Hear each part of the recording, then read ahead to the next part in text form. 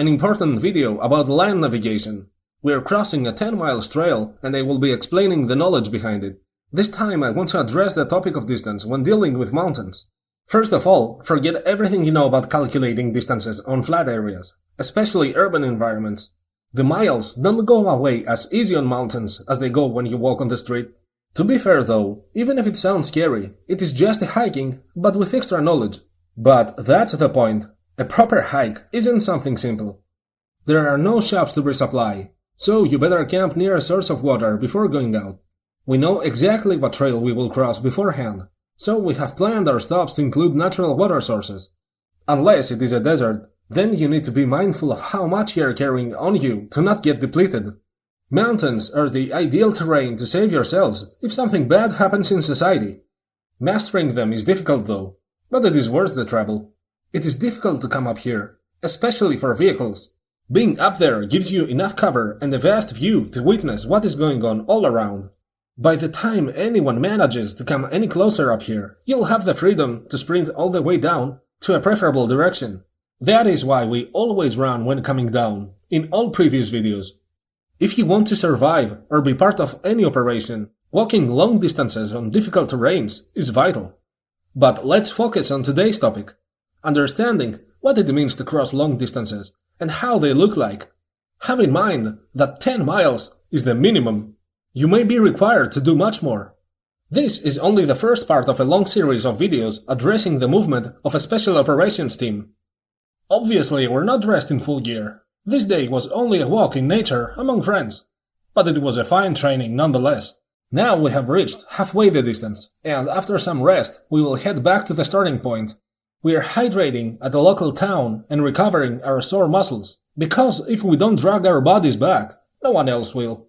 Watching the trip backwards provides a better view for today's topic, to analyze it step by step. Now you will see what it means to reach the blue horizon and then make it look blue behind you. The first objective is the foot of this blue mountain. That's our navigation, a big visible landmark. Our trail passes through the valley in between these two mountains. After closing in the distance, the path is more visible and we can adjust our direction. Fast forward and the town is already far away behind us. The blue mountain is now tangible in front of us, and soon it will look blue behind us. Open spaces make you be able to watch the whole distance, and it looks scarier than it should be. Don't allow your mind to cause you any worries. It's easy to get discouraged in front of something that seems difficult. Break down the trail into many objectives. Relax your mind's verbiage by giving it many little achievements. By watching the red signs in the video, you get a grasp of how 5 miles look like. It's better if you rewatch the whole trail while having everything set in mind.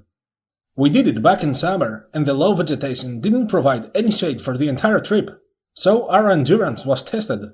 There are many factors that can exhaust your endurance, and you have to be aware of them. Otherwise you may get stranded in the middle of the desert. It's not always possible to cross long distances because of that. Every situation is different and requires special treatment. The next part is from our weekly running routine physical training. With these clips playing in the background, I'll continue with the information. But before that, this was the last summer season mountain running. The day was already much shorter, and we had to run extra fast to not be up there at night. Darkness and running on rocks is not very safe, you know. Back on topic, as I mentioned earlier, break the trail into smaller parts. This way you'll be able to navigate much easier, with or without a map or compass. Each smaller part needs to have one main landmark that stands tall and shows you the right direction. Is it a mountaintop? A building? A special tree? A nice big rock that you really like? Anything that stands out. Anything special in that place that is unique. Of course, this requires you to know beforehand the basics of this location. Most likely, you're aware of these landmarks before you even see them in person. Never go to a location while being completely oblivious. Now you have the time and technology to collect maps and information. Distance is a peculiar thing. It can fool you in an instant. No matter how experienced you may be with a map, the moment you land there, expect the unexpected. An unlimited amount of obstacles might be present to slow you down. That's why you always have a plan B if plan A fails. And if plan B fails, have ready a plan C. It will save your life. From this video, I want you to keep two things. the visual of what a long distance looks like, and the concept of preparing your path plans before moving out there. And now that we're done with the main topic, watch me run at night on rocks. The only time I had lights on was while using the flash of the camera to record this video. Doing what I do is indeed dangerous, but if you master it, you literally unlock Ultra Instinct.